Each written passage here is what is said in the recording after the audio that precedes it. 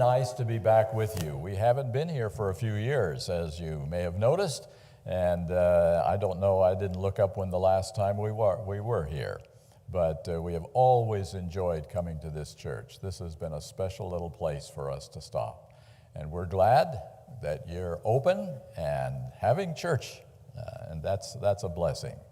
This is our third meeting of this particular tour. We started out about 2 months later, hoping things would calm down a little bit so things wouldn't be so uncertain, and they have.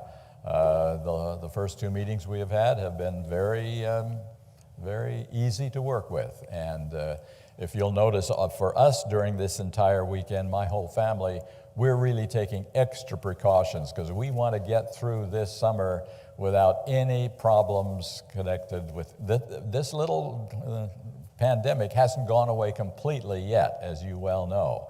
It's on the downside, and we want to keep it going that way, don't we? So that's where we're all searching for and hoping for. So I think I will just say I appreciate your coming, and I appreciate the ones who are watching online, and we're going to get started right now, if that's all right with you. The Trojan Horse, the basic story is very familiar. The Greeks were determined to take this independent city of Troy, but they were having terrible difficulty. They had been besieging this city for 10 years with no success. And you know the story. They finally came up with a very unusual strategy. They constructed a huge wooden horse. They hid a select force of men inside the horse, rolled it up right next to the walls of the city as a token of their defeat and the victory of Troy. And then they pretended to sail away as if they were giving up on the siege. And the Trojans, with more curiosity than caution, pulled the horse into the city as a trophy of victory. And that night, the Greek soldiers crept out of the horse, opened the gates of the city for the Greek army that had sailed back under cover of darkness from where it had pretended to sail away. And the city of Troy was taken, and the war was over. The strength of Troy's defenses, 10 years defending themselves against this army, were breached by deception and curiosity. That's what it took. And we may well be prepared for a direct attack, but totally unprepared for an unexpected diversion.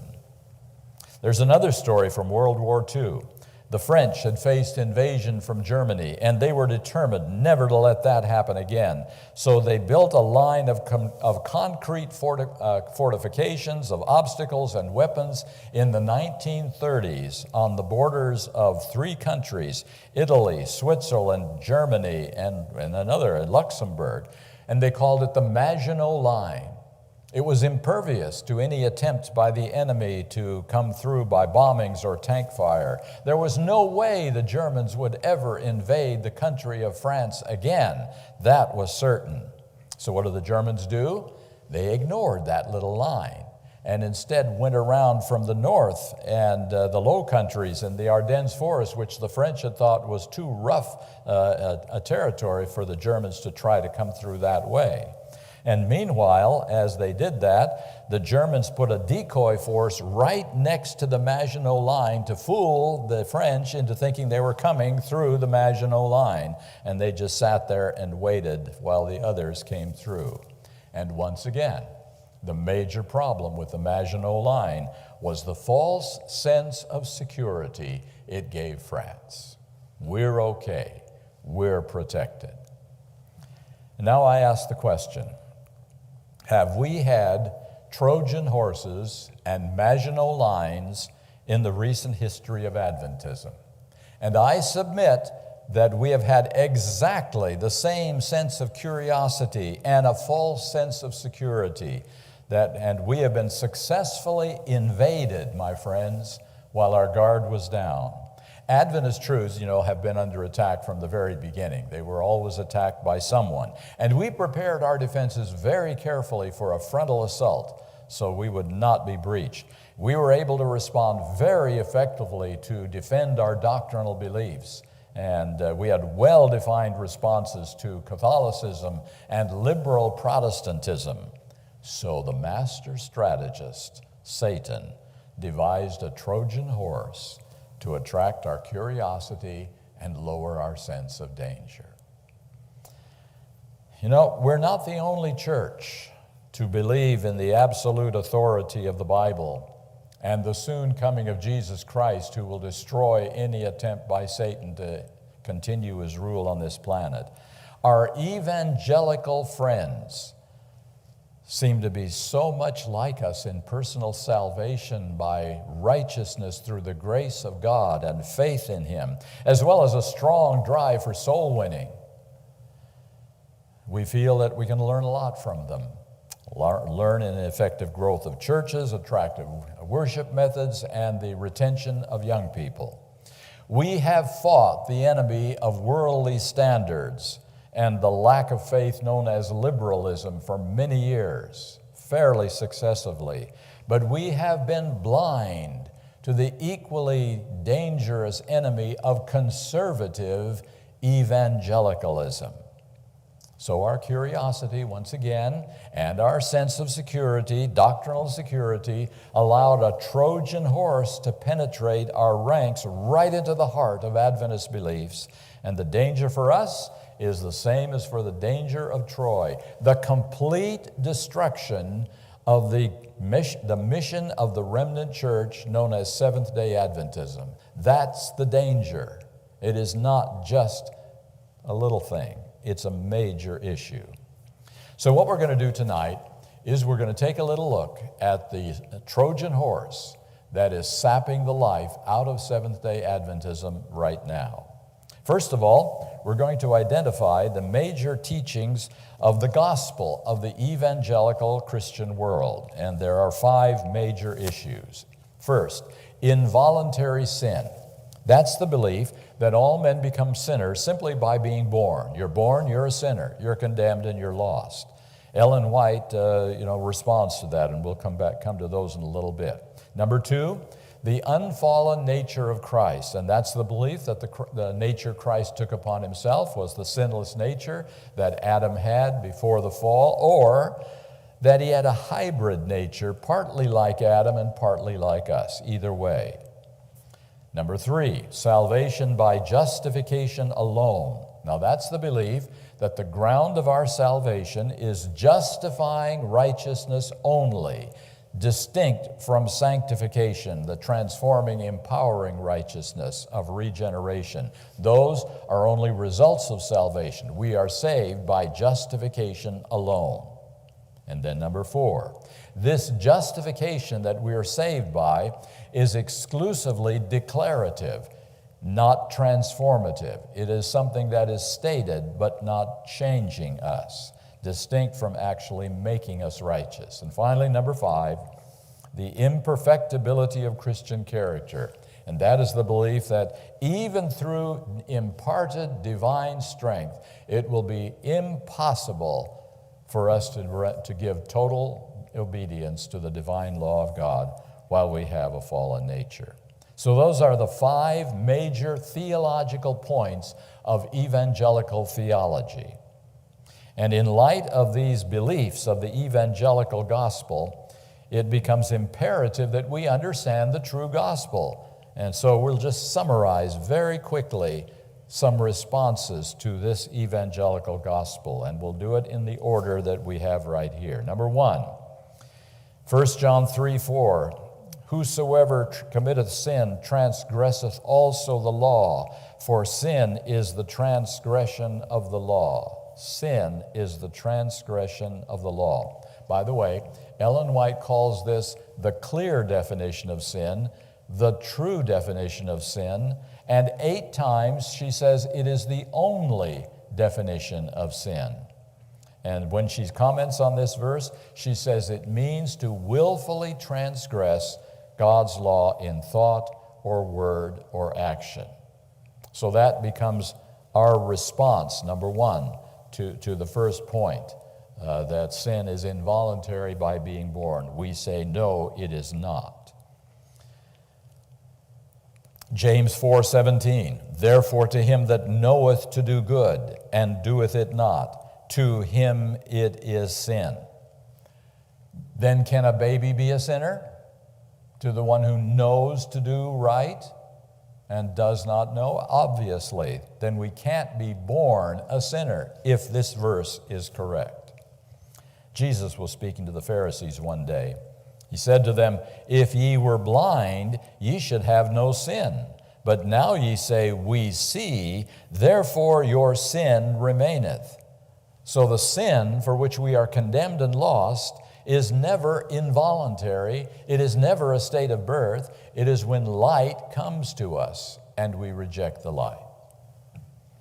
All right, number 2. This is from Ellen White in Desire of Ages, page 49.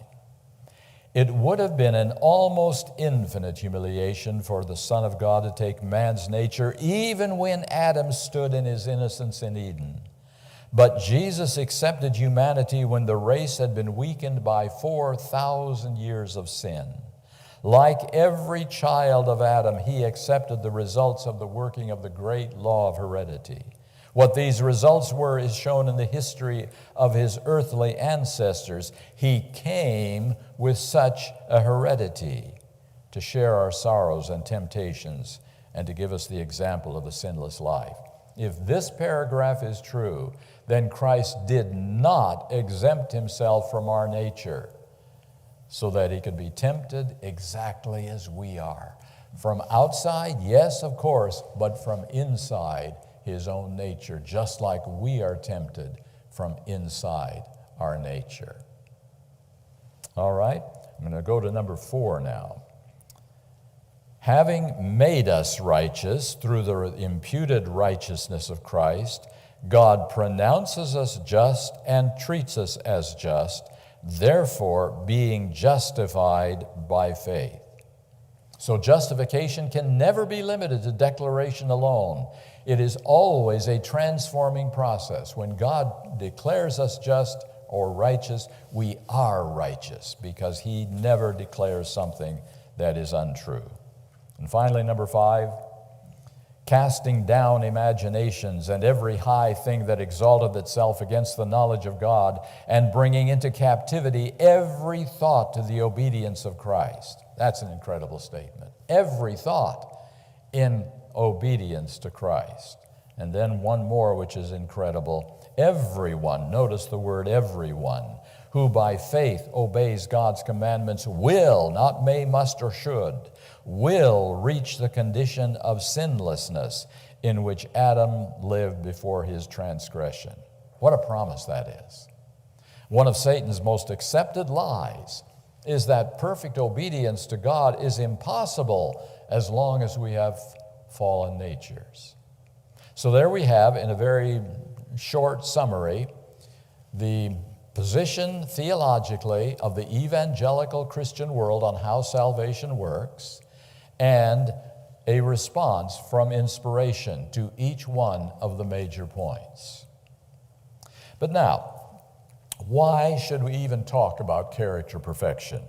It's important to remember that full character maturity is not a requirement for salvation. Did the thief on the cross have full character maturity in his life? Obviously, he just had a few hours of life before his life was cut short.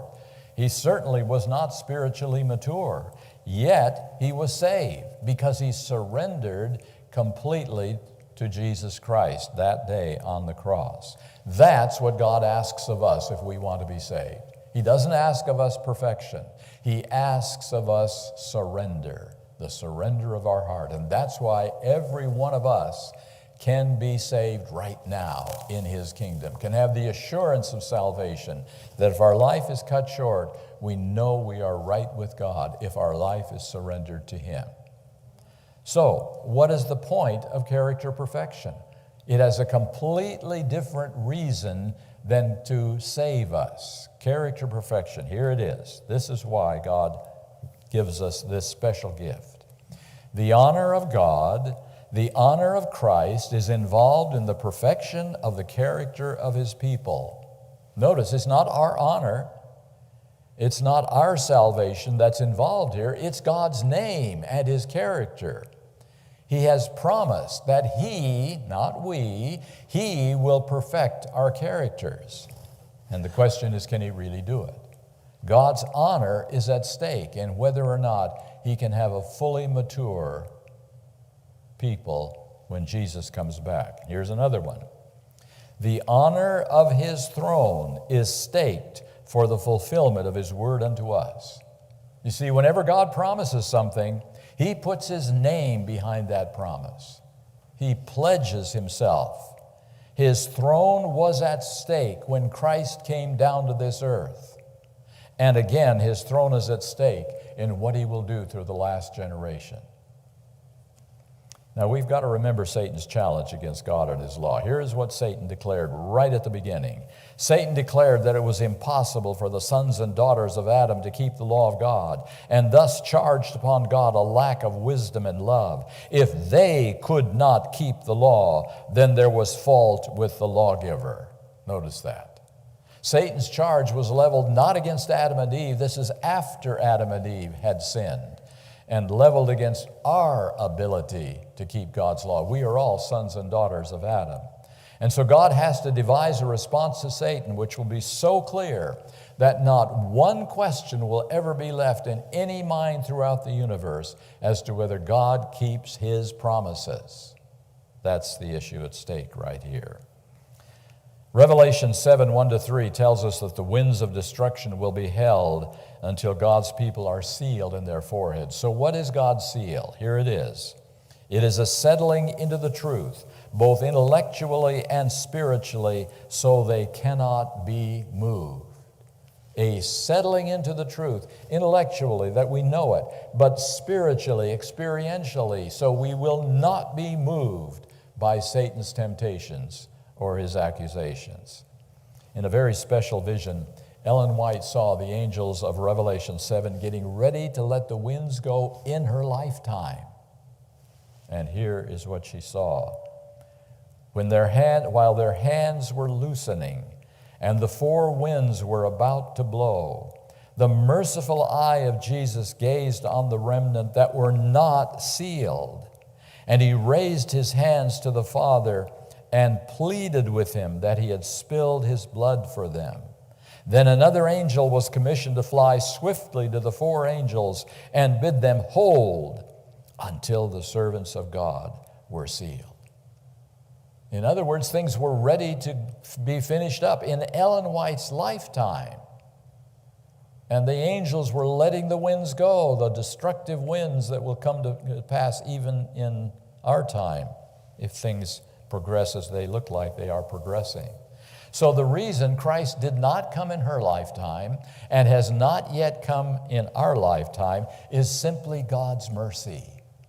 He is not willing to send his remnant into the cataclysmic struggle of earth's final events while they're not ready to face it, while they're not prepared. He won't do that. That would be unfair to them and to him. And friends, the only way to be prepared is by receiving the seal of God. That's the only way that we will be ready to go through it. These people are facing the greatest challenge ever seen by the people of God. They are facing the close of human probation and Satan's last desperate attempt to destroy God's plan of salvation. Comment again from Ellen White. If there was ever a people in need of constantly increasing light from heaven, it is the people that in this time of peril God has called to be the depositaries of his holy law and to vindicate his character before the world. Well, I'd say that demands a full understanding of the plan of salvation and our part in the completion of the salvation program. Here is the thing, what must happen. Every character will be fully developed, and all will show whether they have chosen the side of loyalty or that of rebellion. Then the end will come. God will vindicate his law and deliver his people. The end will not come, my friends, when something dramatic happens in Rome. The end will not come when something dramatic happens in Washington, D.C. The end will not come when Satan sends terrorists in greater number than we have ever seen in our lives. Satan is not in charge of the time of the second coming of Christ. This is what is at stake. This must happen. Please notice now, God does the vindicating. I don't vindicate. I participate. I allow him to do the vindicating. But God does the vindicating of his name in the characters of the people he has chosen in this very last struggle.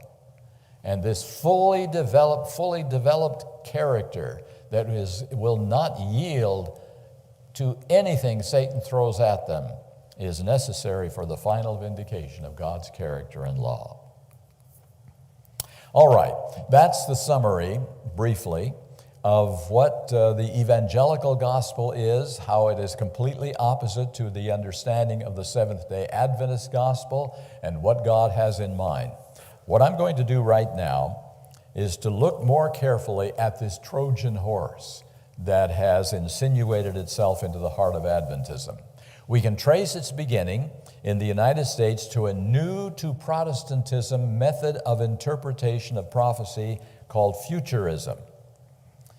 This method was actually begun by Catholic scholars to deflect the Protestant identification of the Catholic Church as the Antichrist, the Pope as Antichrist, and the Church as Babylon. All the prophecies of Daniel and Revelation were placed in the future, not now, with a yet unknown individual who would become the Antichrist. That's futurism. Now, in the Protestant version, the 70th week of Daniel 9 was placed in the future. And the Old Testament prophecies of the restoration of Israel, the Jewish nation, would be literally fulfilled. This is now in the Protestant version of this futurism. The temple would be rebuilt. And you may know that they have saved up a lot of money right now for the rebuilding of that temple in Jerusalem. The Battle of Armageddon would be the final battle between the Jews and the heathen. And there would also be a secret rapture so that the faithful would not have to go through the horrors of Armageddon. That is the Protestant version of the Catholic doctrine of futurism. And these beliefs are shared by a number of conservative Protestant churches who also believe, remember, in the absolute authority of Scripture and the soon coming of Christ, and who emphasize evangelistic fervor and church growth, just like we do, all shared by Adventism. And by the way, there are several other evangelical teachings I'm not going to spend time on tonight. Number one, the atonement was finished at the cross, all done, nothing more needed to finish it out. Everything about what we're talking about at the end of time is unnecessary. The atonement finished at the cross. Number two, the 1,000 years will not be spent in heaven. They will be spent on earth. Christ will rule the nations of the earth with a rod of iron, and he will keep peace on this earth for 1,000 years. Number three, the soul is immortal and will go directly to heaven at death. Number four, hell is forever. There is no ending of hell for those who are destroyed in the fires of hell. And number five, the Sabbath is no longer necessary to be kept on the seventh day of the week. It can be kept just as well on the first day of the week. So those are some other teachings of evangelical Christians who share many of our values, many of the ways we do things. They share those things. Now, the interesting thing about this movement in the United States, in the last 40 years, it has morphed into the political arena. Way back during the 1800s, there were several political parties which finally settled into two distinct parties. They called themselves the Whigs and the Democrats. Soon the Whig Party disintegrated and was replaced by the Republican Party. So now we have Republican and Democrat, and these are our parties today. But notice this carefully. The positions of these two parties that we know by name today have changed dramatically over time, so that our parties today are not even close to what they were 50 or 100 years ago. Today, as you well know, again, these parties have become so polarized that labeling and demonization has become the norm. If you don't agree with my party, you are the enemy. And now, here's the interesting fact. The evangelical movement has immersed itself in modern power politics. In the 1950s, religion and politics began to form some alliances. Billy Graham and other evangelicals began to promote anti-communism. One nation under God became a catchphrase. That was not forever. That's a new phrase, one nation under God. Religious leaders began to promote free enterprise and big business. They talked about the United States as a Christian nation, and there was even a proposed constitutional amendment that you may remember to protect prayers in public schools. As this evangelical theology has become increasingly linked with politics, an interesting thing has taken place. Since evangelicals are primarily conservative, remember, full authority of the Bible, soon coming of Christ, their political leadings became exclusively conservative, and evangelical theology began to take second place to conservative politics. Evangelicals saw conservative politics as the only mechanism to enact moral change in America. You see, modern society has been damaged badly by godlessness and worldliness and lawlessness. Absolute truth has been replaced with whatever works for me. The boundaries of sexuality are being hopelessly blurred. We see that all around us in our nation today. So evangelical conservatism, opposing all of that, just like we do, evangelical conservatism joined itself permanently to conservative politics as the only way to defeat moral degeneracy and save the United States for when Jesus comes back to rule this earth. This will be the center of Jesus' place of ruling in their understanding of this. Well, since Adventist values share many concerns with evangelical values, we kind of hate the same things they hate. We want to see things in the same light as they do. Conservative politics kind of feels like the right way to combat the corrosive influence of liberal religious beliefs and liberal politics. And once again, our defenses against liberalism outside our walls allowed us to ignore this dangerous Trojan horse of conservative religion and politics together, invading our minds and our churches. And I say, if only we would have followed Ellen White's wise counsel not to get mixed up in political activities, we would not have opened the doors of the Trojan horse quite so widely. Now, suddenly, a new issue took center stage in the religious evangelical alliance with politics, abortion. Now, please understand one thing clearly. I am personally opposed to abortion. I think it's an awful thing that has come to our country.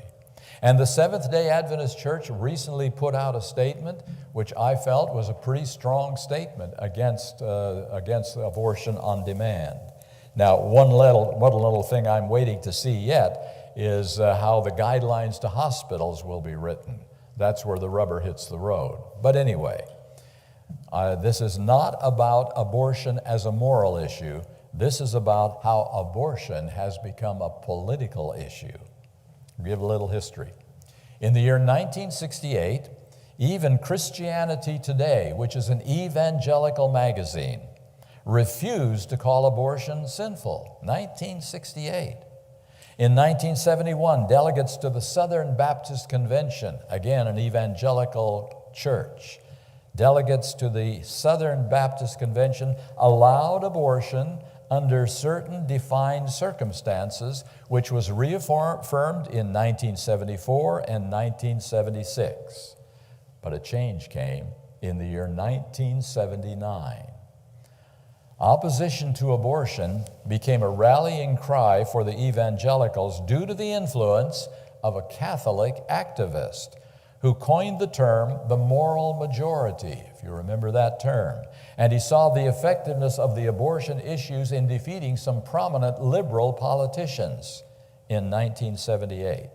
And this resulted in what we call today the modern religious right and the Catholic Evangelical Protestant Alliance, which believes that morality, can and should be a matter for political legislation. That's the bottom line, that we can make morality happen by political legislation.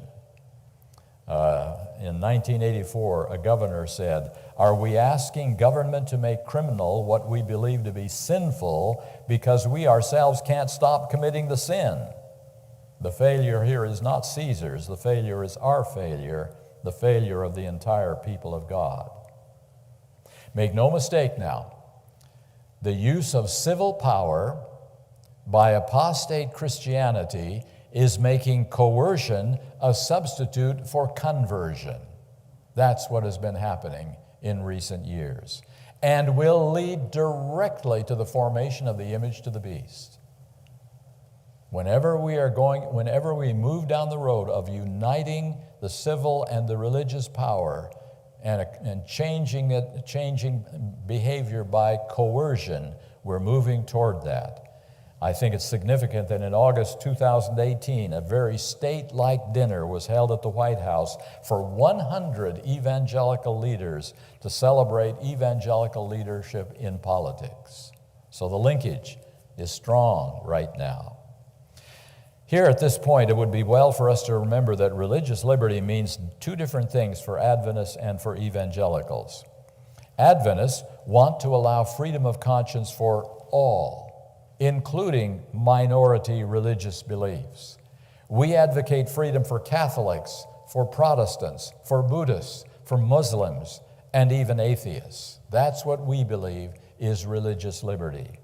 However, evangelicals and conservative Catholics advocate liberty for their version of Christianity. Since they believe that's the only way of salvation, no one out there in any other part of the world, Buddhist or Muslim, can be saved, only through Christianity. Other beliefs are heathen, do not merit special protection. That's the difference between true religious liberty and false religious liberty. And the disturbing reality is that the same people who stand strongest against abortion and stand for moral values are the same people who want to identify with conservative Catholics to restore a Christian dominionism that will result in the loss of freedom for minorities. Evangelical theology has been hidden now inside evangelical politics, and it is the greatest danger our church has faced from outside Adventism. How tragic it is that evangelical theology has penetrated so deeply. Remember those various points of theology. Has penetrated so deeply into Adventist theology that we are advocating their theology at the highest levels of scholarship, and we are marginalizing those who believe in genuine Adventism, calling them fanatics and fringe groups. That's the tragedy of our time. Well, this is that Trojan horse that is fascinating Adventism right now. And we allow it in our midst at the peril of our reason for existence. It can destroy us.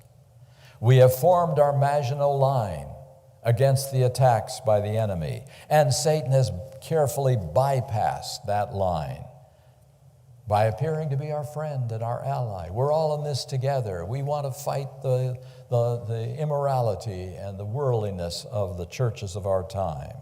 We're on their side. We are being dragged slowly and surely into the muck of political involvement. We don't seem to realize that evangelical message and evangelical politics are broken cisterns. They are the false prophet of the book of Revelation, part of Babylon, even though they don't look and act like Babylon, with their hands stretching across the gulf to form the image of the beast. That's where we are right now in the United States of America. And I say, can we really trust an ally with a movement because it supports a few strands of truth? Yes, they do support some strands of truth. But can we ally ourselves with them? The army outside the walls is hiding also in the horse which is inside the walls. of Adventism. And I say we desperately need to return to our Adventist pioneers who refused to be allowed to get involved with party politics. They stood for moral issues. Yes, they did, like temperance and religious liberty. And they opposed errors in society like slavery. They weren't just standing by idly, even defying immoral laws like the Fugitive Slave Act. But they never supported the political parties of their day, and they refused to get involved in the dirt of power politics. We need to learn that lesson today desperately in the Adventist church. So I say we're here for two purposes as Seventh-day Adventists. First and foremost, to prepare our characters to receive the seal of God. That's our primary job. That has to be done before Jesus can come back to this earth. To put the final nail in Satan's coffin of lies, to prove that God's people can obey him 100% of the time, and to prepare our hearts to be ready for the latter rain. And then we can take the truth of God to every corner of this earth because we will have the power of the Holy Spirit that the disciples had on the original day of Pentecost.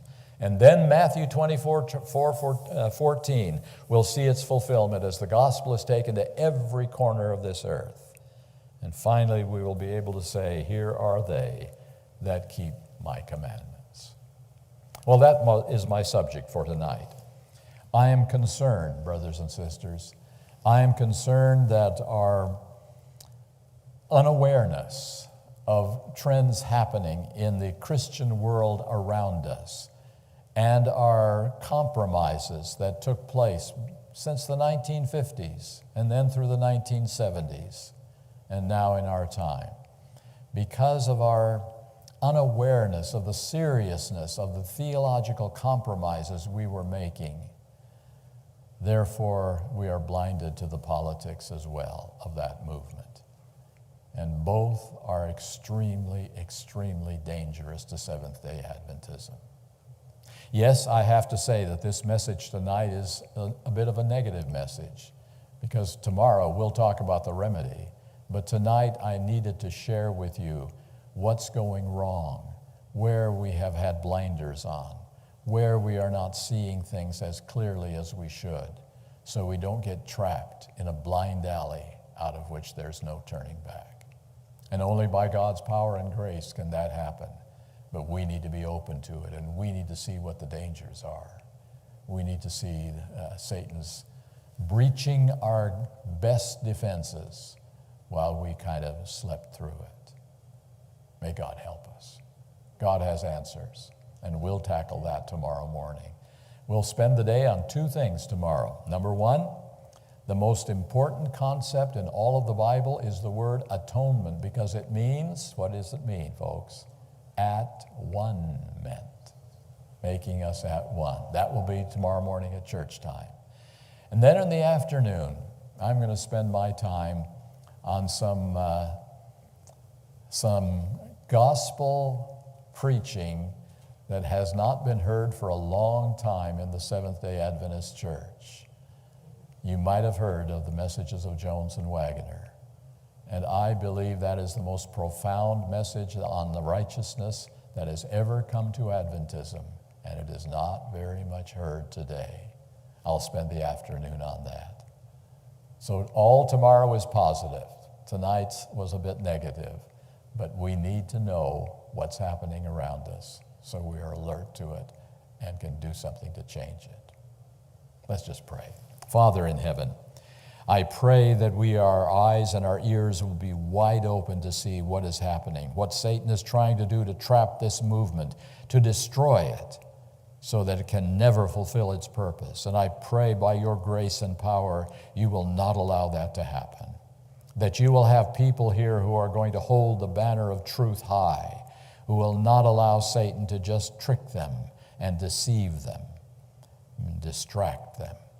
I pray, Father, for your mercy, your grace, and once again, your victory over sin. Thank you in Jesus' name. Amen. And thank you for being willing to